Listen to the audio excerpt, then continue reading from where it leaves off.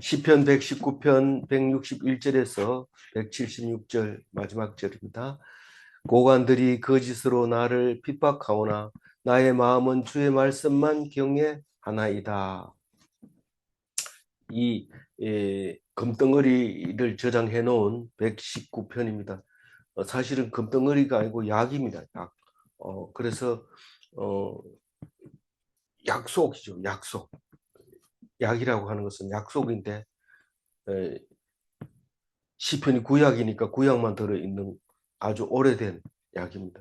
옛날에 종기가 나면 이명래 고약이라고 해서 가면 무조건 그거 줍니다. 종기가 났다 하면 그걸 주는데 시커멓게 되어 있는데 그거를 종이같이 기름 종이에다 발라서 이렇게 붙여 놓으면 그게 이제 상처를 헌대를 이제 아물게 해주고 하는 그런 약이 있는데 우리가 무슨 일이 생기면 찾을 수 있는 고약과 같은 것이 119편입니다.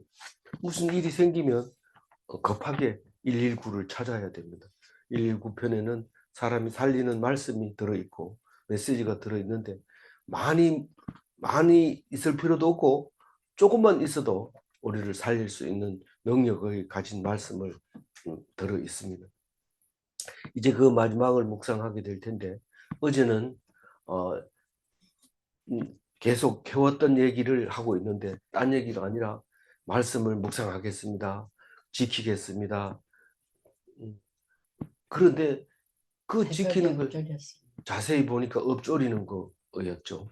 그래서 그 뜻을 보면 자세히 보고 조사하고 생각하는 그거라는 것을 다시 한번 생각하게 해 주셨고 또 새벽녘에 눈을 뜨고 묵상합니다. 그래서 새벽녘에 무슨 생각을 하느냐? 어떤 경우에는 음, 돈 버는 꿈을 막 꾸기도 하고 어, 돈에 집착하는 꿈을 꾸기도 하지만 하나님 말씀 들은 사람은 말씀을 생각하게 하는 그런 신앙 고백을 우리가 들었습니다. 그리고 우리가 하나님 앞에 가서 심판을 받을 때에 주님이 변호해 주시기 때문에 처음부터 당당하게 서 있는 겁니다. 심판대에 서서 하나님이 변호해 주시니까요. 하나님은 나쁘게 변호해 줄 수도 있지 않느냐? 절대로 없습니다. 주님은 항상 우리를 위해서 우리를 변호해 주고 계십니다. 아버지가 뭐 혹시 나쁘게 변호할 수 있지 않느냐? 아버지는 그렇게 할 수도 있어요. 그러나 아버지라고 하는 그 아버지 단어는 자녀를 보호하고 자녀를 키우고 자녀 편에 들어 있는 것이 아버지라는 단어가 그렇습니다. 그러나 자녀는 오해하죠. 맨날 야단만 치고 맨날 미워하기만 하고 이렇게 생각을 하는데 그건 상관없습니다. 아버지라고 하는 것은 자식을 위해서 늘 변호해 주려고 애를 쓰고 있는 것이죠. 그러면서 거짓된 자들을 슬퍼한다. 그런 얼마나 슬픈지 강물처럼 눈물이 난다고 하고 삼킨다고 나를 삼킨다고 그렇게 얘기를 했습니다. 오늘 161편을 보면은 고관들이 거짓으로 나를 핍박한다 그렇게 얘기합니다. 정치적인 단합을 얘기하는 거죠. 왜 나를 정치적인 단합을 합니까? 이 하나님 믿는 것이 정치적인 거하고 대립을 하고 있습니다. 다시 말해서 정치하려고 하면 예수 믿는 사람들이 제일 말을 안 듣는다. 그래서 핍박을 하게 되는 거죠. 그래서 우리가 예수 처음 믿었을 때 제일 먼저 과제가 뭐냐면 네가 만약에 공산당이 내려와서 예수 안 믿는다 하면 살려줄게 이렇게 했을 때 네가 음, 나는 예수를 안 믿으면 안 됩니다 이렇게 얘기할 수 있느냐? 그거 계속 연습했어요. 만약에 공산당이 들어와서 너 예수 안 믿으면 살려주겠다 이렇게 할 때 내가 뭐라고 해야 되지? 그러면서 헐 좋은 말이 떠오르지 않아가지고 계속 고민하고 있었는데 고민할 필요가 없어요. 그냥 뭐 입 다물고 있든지 뭐 둘 중에 하나 택해라 이러면 예수 믿는다 딱 그렇게 얘기를 해서 죽으면 되는데 그게 겁이 나서 겉으로는 안 믿는다 하고 나중에 믿으면 안 될까 이런데 이 성경 읽어보니까 그거 네 입으로 말한 대로 그대로 된다고 얘기를 해서 안 된다고. 끝까지 목숨을 지켜야 되는데 제가 볼 때는 이 예수 믿는 사람이 순고집적인 것 같아요. 한번 고집을 내놓으면 뭐 일절 아무 뭐 사탕 줘도 안 되고 뭐 별의별 거 줘도 말을 안 듣습니다. 그 뭐 고집대로 안 되면 자기 머리를 막 땅에서 막 박고 막 어떻게든지 자기 고집대로 되려고 애를 쓰고 있는데 그게 예수 믿는 자의 모습으로 제가 보였던 거죠. 그런데 사실 하나님 믿는다고 하는 것과 공산당하고 그거하고 비교를 했을 때는 그건 목숨값 바꿀 만한 것이죠. 세상 목숨을 버리면 하나님이 다시 살린다는 것을 알게 되니까요. 그렇기 전에는 그게 굉장히 힘듭니다. 그래서 말씀만 경외하나이다. 이 말은 사람을 두려워하지 않고 하나님을 두려워하겠습니다. 그 말을 말하고 있습니다. 고관들이 와서 말 한마디 하면 힘이 셉니다. 그런데 난 하나님만 경외하겠다고 얘기를 합니다. 그래서 세상 사람은 고관들은 사람을 죽일 수 있습니다. 그러나 영혼을 죽이는 하나님을 두려워해야 된다. 그 얘기를 하고 있는 겁니다. 162절 읽어봅니다. 사람이 많은 탈취물을 얻은 것처럼 나는 주의 말씀만 즐거워하나이다. 이 시편이 써졌을 때는 적어도 기원전 400년쯤 된다고 보면 500년쯤 된다고 보면 그때 당시에는 먹고 사는 게 힘을 길러서 상대방을 공격해서 전리품을 챙겨가지고 그 먹고 사는 그게 주업이었던 거죠. 주업. 힘 센 사람이 힘 약한 사람들을 쳐들어가서 거기에 먹을 것과 또 뭐 여자들과 또 아이들을 종으로 부리려고 들어가서 탈취물을 챙겨가지고 오는 거죠. 물론 남자들은 다 죽이죠. 말을 안 들으니까. 동물의 세계나 이제 동물 세계하고 가까운데 지금 안 그러냐? 지금도 여전합니다. 힘 세면은 큰 소리 치고 힘 센 사람이 말하면 그게 진리고 힘 약한 사람이 말하면 그것은 말도 안 되고 그런 겁니다. 아무리 이 옳다고 주장을 해도 힘 센 사람이 마음대로 하는 겁니다. 기원전 400년 전이나 지금이나 여전히 힘센 사람이 법을 가지고 있습니다. 그대로 굴러가고 있습니다. 그렇다고 해서 힘을 함부로 쓰면은 그것은 그 힘센 사람이 옳다는 게 아니라 아주 큰 죄를 짓고 있기 때문에 우리는 말씀 아니고는 판단하기가 어렵습니다. 쉬운 일이 아닙니다.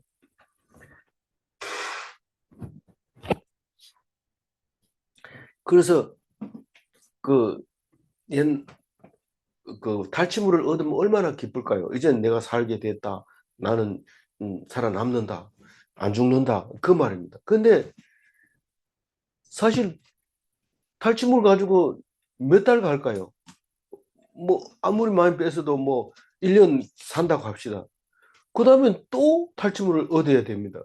그런데 하나님 말씀은 딱 읽어보면 네가 안 죽는 것은 말씀 때문에 안 죽는다. 말씀으로 안 죽는다고 얘기를 할 때 얼마나 기쁜지 모릅니다. 그래서 세상 목숨이 다 돼가지고 나이 많아가지고 죽을 때 다 돼도 기쁩니다. 니 다 죽어가는데 뭐가 그리 좋나? 안 죽거든요. 말씀이 안 죽는다고 했는데 왜 죽는 걸 겁내냐? 그렇게 얘기를 합니다. 그래서 사람이 태어나서 탈취물을 얻는 것이 사람의 본업이고 주소득이라고 할 것 같으면 성도는 하나님 말씀을 읽는 게 본업이고 그 말씀으로 말미암아 안 죽고 산다는 것을 말하고 있는 겁니다. 163절 읽고 나는 거짓을 미워하며 싫어하고 주의 율법을 사랑하나이다. 거짓을 미워한다는 얘기는 몇 번 나왔습니다. 그런데 이 거짓이라고 하는 것은 하나님 말씀을 믿지 않는 것을 거짓이라고 하는 것이죠. 그게 본인도 거짓인지 모르고 남들한테도 자기는 믿는다고 생각하니까 사람들이 나를 믿겠지 이렇게 생각하는데 그게 안 믿으니까 거짓이죠. 그래서 나는 그걸 싫어한다고 얘기합니다. 얼마나 싫어하는지 음, 자, 뭡니까 자기를 삼킬 정도로 싫어하는 겁니다. 자기가 그냥 불이 일어나서 막 자기를 삼킬 정도로 그렇게 거짓을 미워하고 싫어했다고 말하고 있습니다. 그래서 주의 율법을 사랑한다 이 말은 무슨 뜻이에요? 율법하고 결혼했다. 율법이 나의 남편이다. 율법이 나의 애인이다. 나는 율법이 친구다. 난 율법이 선생님이다. 그렇게 말하고 있는 것이 율법을 사랑하나이다. 이 얘기입니다. 너 율법을 사랑하나? 그래, 율법 사랑한다. 야, 오늘 저녁 어디서 만나냐? 이렇게 얘기하면 그 사랑한 게 아닙니다. 근데 율법을 사랑한다는 사람은 입으로 하는 것이 아니라 그야말로 어떻게 이 말씀을 읽을 것인가? 율법을 어떻게 무슨 뜻으로 말하는 것인가? 이거를 곰곰이 생각하는 거죠.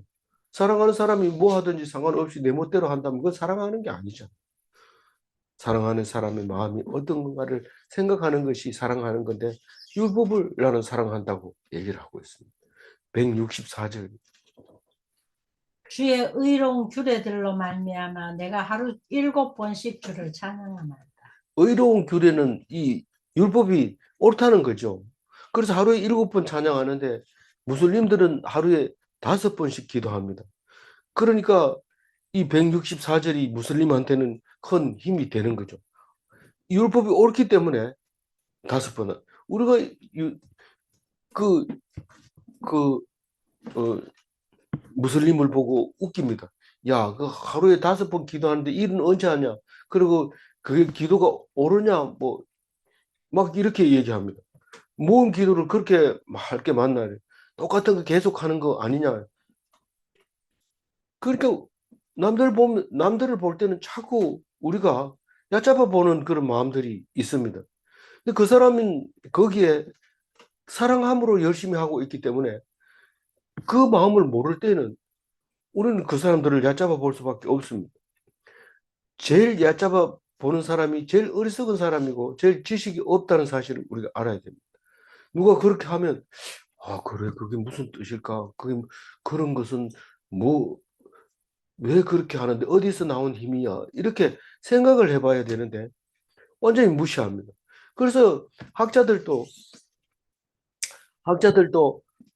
전에 된 그러니까 역사학자들은 전에 내려오는 그, 그 전설 그리고 전통적으로 내려오는 그런 말들에 귀를 기울입니다.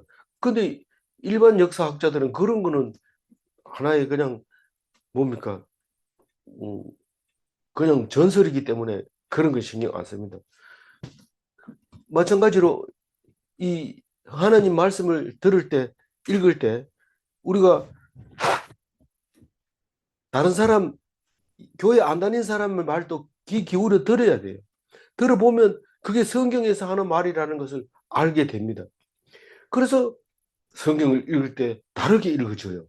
그냥 뭐 성경 문자 그대로 뭐 하루에 7번이면 몇 시에 했느냐 아니면 한꺼번에 7번 몰아서 해도 되느냐 뭐 혼자서 해도 되느냐 뭐 이런 식으로 자꾸 따지게 되는 거죠. 그런데 다른 사람 하는 걸 보면은 아 이게 무슨 말인지 알잖아요. 무슬림은 항상 방향을 네. 메카로 향해서 그 지도가 아주 메카를 향하도록 이렇게 만들어 놨어요.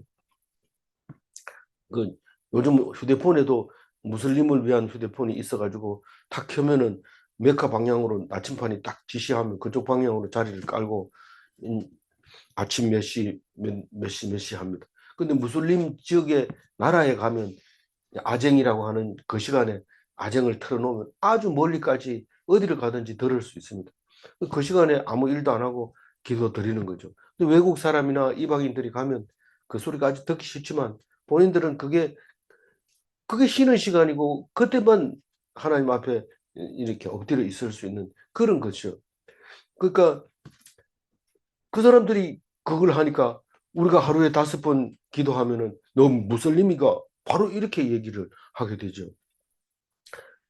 그래서 자꾸만 독점하려고 합니다. 하루에 5번 기도하는 거는 무슬림 이렇게 독점하려고 하는데 우리도 하루에 5번 기도하면 좋아요.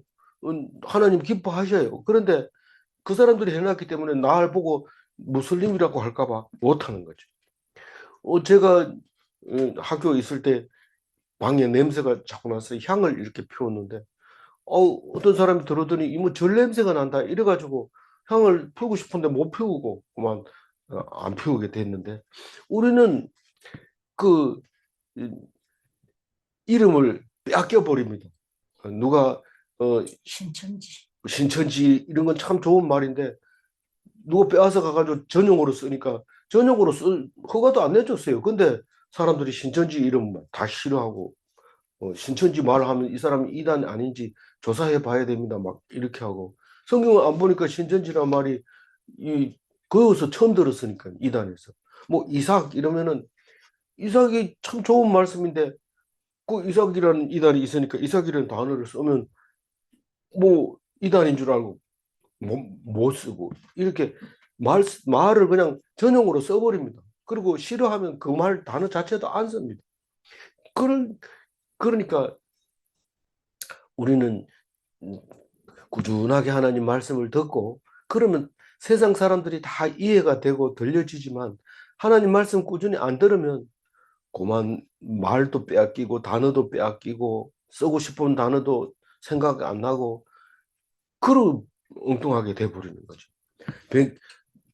165장 주의 5절. 법을 사랑하는 자에게는 네. 큰 평안이 있으니 그들에게 장애물이 없으리이다. 주의 법을 사랑하는 자는 뭐 율법을 사랑하는 자 뭐 그 말이죠. 그 앞에서 했으니까 말 안 해도 되지만 큰 평안이 있다. 큰 우리가 평안 샬롬인데 이 샬롬이 큰 샬롬이 있고 작은 샬롬이 있을까요? 있습니다.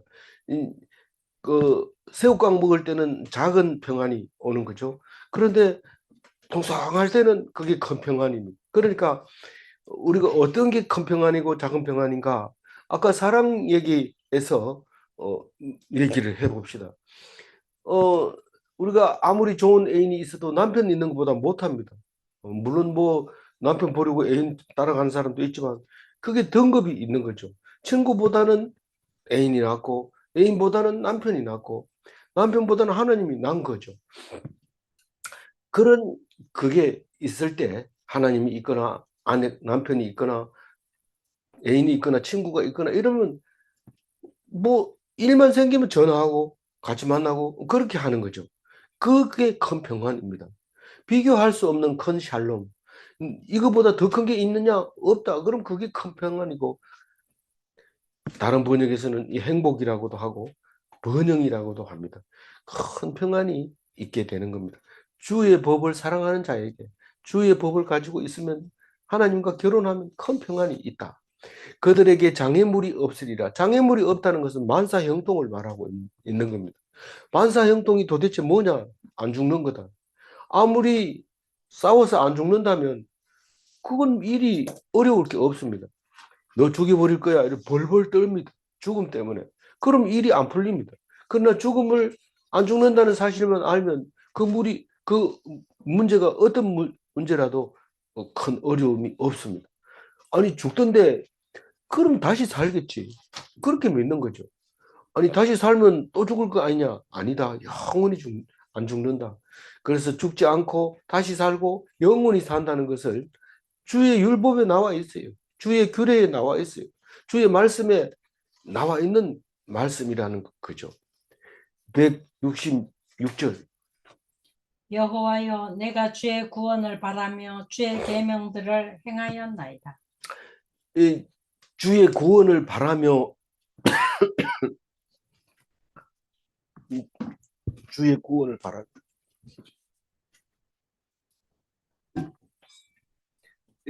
주님의 승리를 바라며 주의 도움을 바라며 나의 소망을 바라며 나의 소망이죠. 그게 이 새해 소망이 뭐냐? 해 뜨는 날 아침 새해 처음 해 뜨는 날 동쪽 바다에 가서 소원을 빌고 있어요. 소원을 빌고 있는데 그 소원이 뭐냐? 이러면 공부 잘하는 거, 건강한 거, 남편 돈 많이 벌어오는 거 이것만 소원 똑같아요. 다 똑같아요. 새해에는 담배 끊는 거, 술 안 먹는 거, 그 좋은 술을 왜 안 먹어요? 왜 담배를 안 피워야 될 이유가 뭐예요? 하나님이 안 피우게 하지만 안 피웁니다. 폐가 이상이 있습니다. 이러면 담배 갖다 줘도 막 성질 내면서 집어 던지고 이럽니다. 하나님이 하지 마라. 하나님이 담배 끊으라 이러면 딱 끊습니다. 사람이 아무리 애써도 안 됩니다. 술은 성경에서 좋다고 맨날 술술 넘어가고 기분 좋다고 해주는 술보다 더 좋은 게 없다고 성경은 말하고 있습니다. 근데 왜 술을 끊어요? 건강이 안 뭐 건강에 안 좋으면 그렇고 또 술 먹고 운전하다가 사고 치고 나면 그래도 그 술이 넘어갑니까? 그리고 그러나 교인들은 성도들은 술 먹지 말라고 우리 선교사들이 가르쳤기 때문에 술 먹으면 초신자들이 그걸 보고 따라하기 때문에 그걸 위해서 안 먹는 거죠. 그래서 어, 그 주의 계명들을 행하였나이다. 이 말은 주의 계명을 네가 뭘 행했는데 너는 몰라도 돼. 이래 말해도 돼요. 너는 몰라도 돼. 이렇게. 왜냐하면 가르쳐 줘도 모르니까요. 뭐예요? 주의 계명들을 행했다는 게 딴 게 아니고 믿었다는 겁니다. 사람이 믿는지 안 믿는지 어떻게 알아요? 열 길 물속은 알아도 한 길 사람의 마음은 모른다고 했어요. 그럼 모릅니다. 그러니까 나는 믿는다, 믿는다 이러면 믿는 줄을 알아라 이건데 그거는 모릅니다. 그래서 주의 계명들을 행했다 이 말은 말씀을 듣고 말씀을 마음속에 간직했다 이 말입니다. 행했다는 뜻이.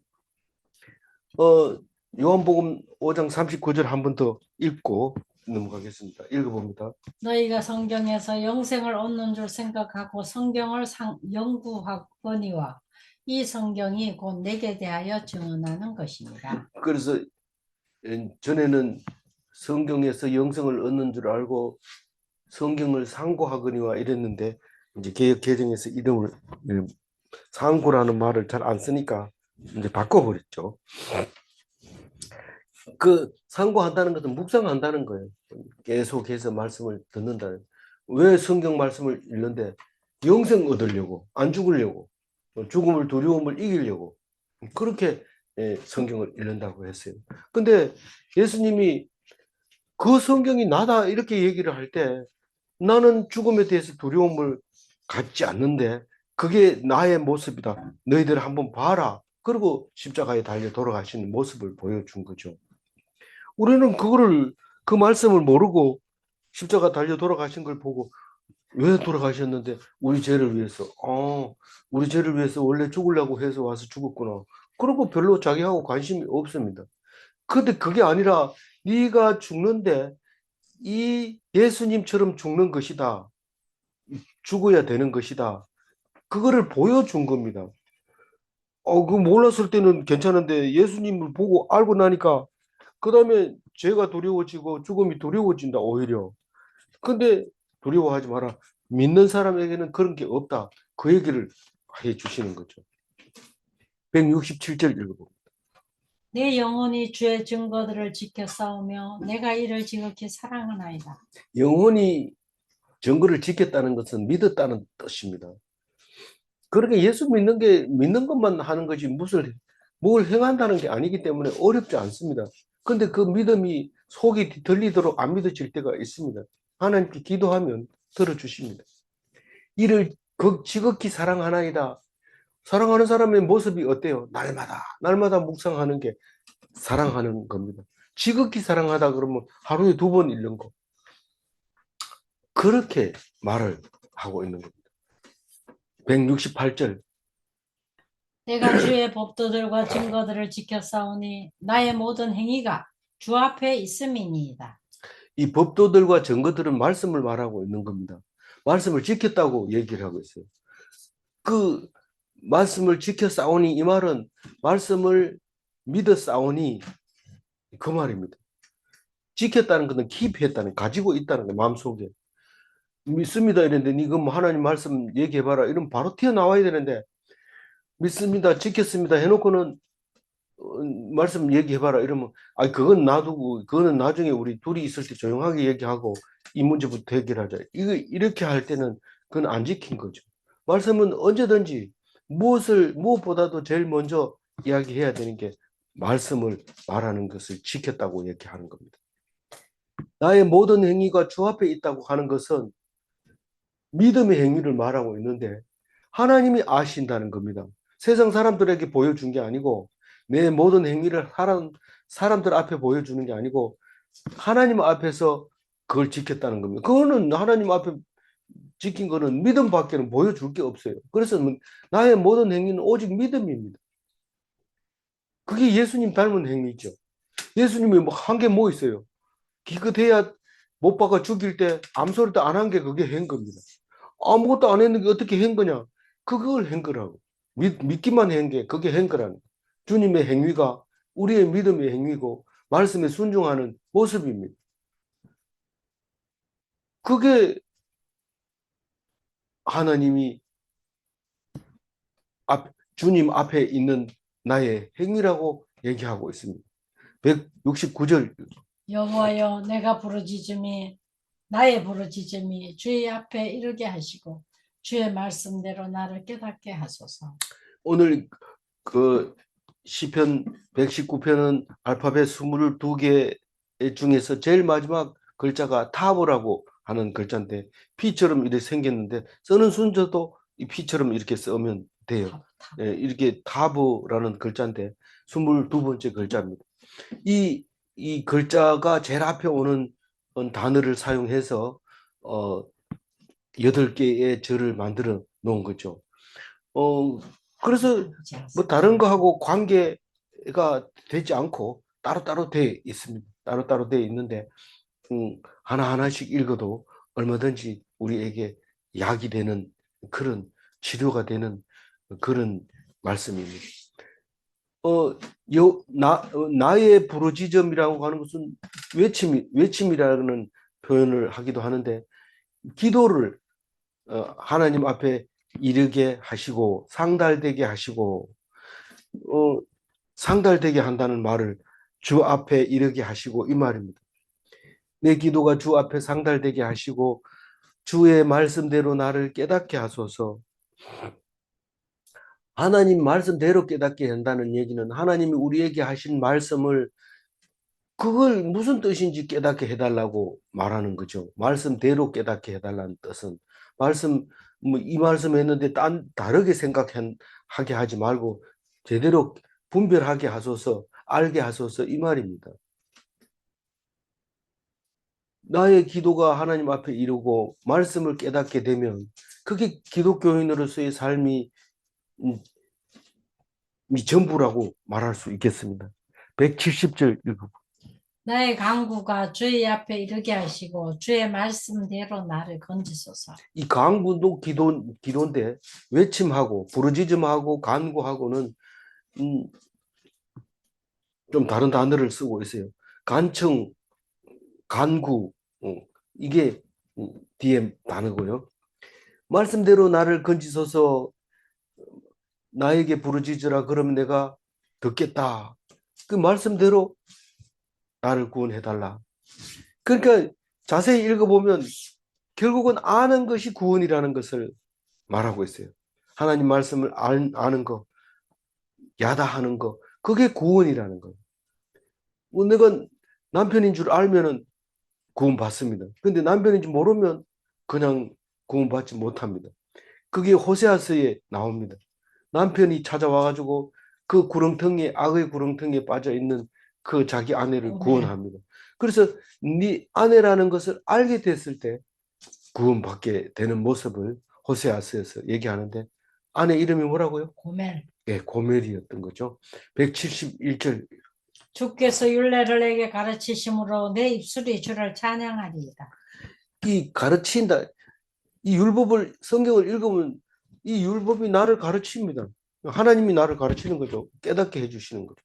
그러니까 지혜가 생기는데 그게 내 지혜가 아니고 성경에 있는 말씀대로 합니다. 성경에 있는 대로 말씀대로 하면 지혜가 자꾸 살아나고 앞에 말씀이 생각나고 또 이렇게 생각이 나면서 그게 지혜가 되는데 만약에 성경이 없이 한다면 이게 이렇게 하는 게 옳은가? 저렇게 하는 게 옳은가? 자기 깨를 자꾸 사용합니다. 그게 사사기에 자기 소견에 옳은 대로 하는 모습에서 그게 그 얘기입니다. 하나님이 없을 때 그렇게 됩니다. 그래서 입술은 뭐 해야 돼요? 입술은 뭐 해야 돼요? 주를 찬양. 예, 찬양해야 돼요. 입술은 찬양하라고 놔둔 거지. 원망하고 미워하고 내가 이 말을 꼭 해야 되겠다 하고 할 얘기 다 하고 이러면은 그게 입을 잘못 사용한 거죠. 입술은 하나님을 찬양하는 데만 써야 돼요. 찬송하고 예배하고 감사기도 드리고 그럴 때 쓰는 게 내 입술입니다. 172절 주의 모든 계명들의 들이 의로움으로 주의 모든 계명들이 의로움으로 내 혀가 주의 말씀을 노래하리이다. 주의 계명들이 이건 성경 말씀은 전부 의로운 거예요. 그래서 말씀은 째다카예요. 옳다, 정직하다, 공정하다 그 말이에요. 성경 말씀은 옳지 않는 말이 하나도 없습니다. 그래서 한 절도 찢어버릴 수 있는 성경 구절은 없습니다. 100% 이상으로 필요한 말씀이고 의로운 말씀입니다. 그러므로 내 혀가 주의 말씀을 노래합니다. 입을 열었다고 하면 성경 말씀만 얘기하면 문제가 될 게 없습니다. 그런데 내 생각에는 이러면 벌써 문제가 생기기 시작합니다. 그래서 입을 띄었다 하면 죄를 짓는다고 말할 때 그 입을 세상을 향해서 뛸 때 그렇게 하는 거고 하나님 말씀을 했을 때는 죄가 아니에요. 그래서 그 입은 딴 데 쓰지 말고 찬양하는 데만 써라. 다른 데 쓰지 말고 자랑하는 데 쓰고 이런 데 쓰지 말고 욕하는 데 쓰고 엄담패설 하고 이런 데 쓰지 말고 하나님 말씀하는 데만 써라. 그렇게 노래하는 데만 쓰게 만들어 놨어요. 173장 3절. 내가 주의 법도들을 택하여 싸우니 주의 손이 항상 나의 도움이 되게 하소서. 세상 얘기할래? 하나님 얘기할래? 이러면 나는 하나님 얘기할래요. 그럼 하나님 얘기해. 그러니까 그걸 택했다고 하는 거예요. 하나님 말씀을 제1로 여겼다. 하나님 제1주의로 살겠다. 뭐 어떤 것보다도 하나님 제1주의로. 하나님 제1주의로 사는 게 도대체 뭐예요? 무슨 일을 할 때 기도하고 하면 하나님 제1주의입니다. 뭐 밥 먹을 때 기도하고 하면 하나님 제1주의입니다. 기도가 제일 앞에 나왔다면 하나님 제1주의가 맞습니다.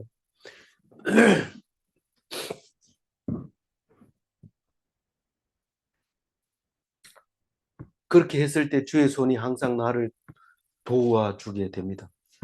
하나님이 나를 도와줄 때 나쁜 쪽으로 도와줍니까? 옳게 도와주죠. 그래서 오른손이라고 얘기합니다. 하나님의 오른손이 나를 붙드셨습니다. 하나님의 사역이죠. 하나님의 사역. 그렇게 도와달라고 기도하고 있습니다. 174절. 여호와여, 내가 주의 구원을 사모하여 싸우며 주의 율법을 즐거워하나이다. 구원을 사모했대요. 이 얘기는 81절에도 나오고 123절에도 나왔으니까 똑같은 말입니다. 똑같은 말. 율법을 즐거워한다는 얘기도 70절에도 나오고 162절에도 나옵니다. 175절. 내 영혼을 살게 하소서. 그리하시면 주를 찬송하리이다. 주의 규례들이 나를 돕게 하소서. 영혼을 살게 해달라는 것은 말씀으로 죽지 않게 해달라는 거예요. 내 영혼을 성경을 읽으면서 영혼이 살아나고 생기가 돌고 화사해지고 그거를 영혼을 살리는 겁니다. 그래도 죽던데요. 영혼은 살았다는 거예요. 왜 어떻게 해요? 말씀으로 샀다. 내 영혼을 살게 하소서. 그리하면 주를 찬송하리이다. 살아있는지 죽었는지 어떻게 하냐? 찬송하던데요. 그 찬송하면 그건 살아있는 게 맞습니다. 그건 영혼이 살아있는 거고 주를 찬송하는 거. 규례들이 나를 돕게 하소서. 성경 말씀이 계속 도와주는 거예요.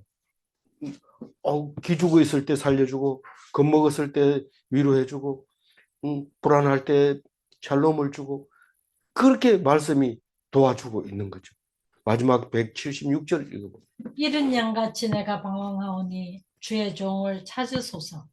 내가 주의 계명들을 잊지 아니함이니이다. 예. 어린 양은 지난번에 나왔는데 여기 이런 양은 안 나왔어요.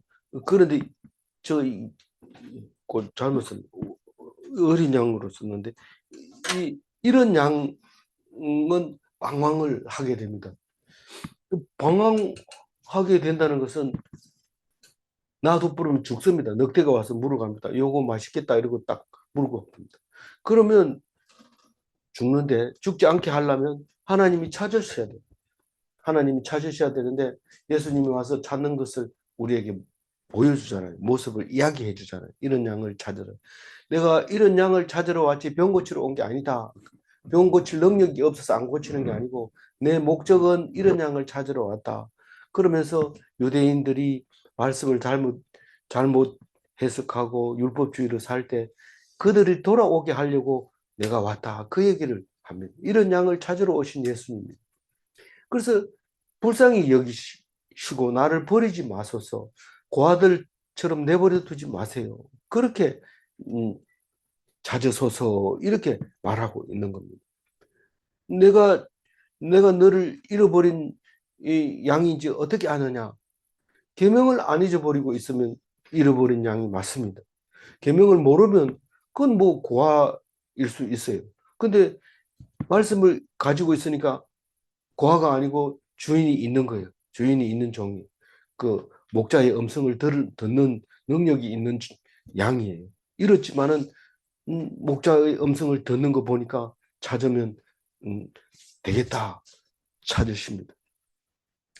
그래서 양 이름을 부르면 양이 알아듣고 에 소리 지르면 하나님이 가서 찾아와서 데리고 옵니다. 그런데 목자의 음성을 잊어버렸으면 계명을 잊어버렸으면 이름 불러도 못 알아듣습니다. 누구 불렀는지 모릅니다. 그럼 죽습니다. 하나님 말씀을 귀담아 들어야 됩니다. 다시 한번 읽고 마무리하겠습니다. 이런 양같이 내가 방황하오니 주의 종을 찾으소서. 내가 주의 계명들을 잊지 아니함이니이다. 길을 잃어도 말씀만 기억하면 염려 없습니다. 방황할 때 기도하면 길을 열어 보이십니다. 질문합니다. 하나님은 말씀을 기억하는 자를 찾아오시는가? 두 번째 질문은 말씀을 잊지 않으려면 날마다 묵상해야 하는가? 기도하겠습니다. 하나님, 우리에게 말씀 주시고 생명 주시고 구원 주셔서 감사합니다. 오직 말씀만 붙잡고 하나님께 나아갈 때 죽지 않고 죽어도 다시 살고 영원히 산다는 것을 믿사옵나니 말씀이 은혜되게 해주셔서 감사합니다. 119편이 다 읽어지게 해주셔서 감사합니다. 이 말씀이 평생 나의 지표가 되게 하시고 나의 길의 이정표가 되게 하여 주옵소서. 인도하여 주실 줄 믿사옵고 감사하며 우리 주 예수 그리스도 이름으로 기도 올리옵나이다. 아멘.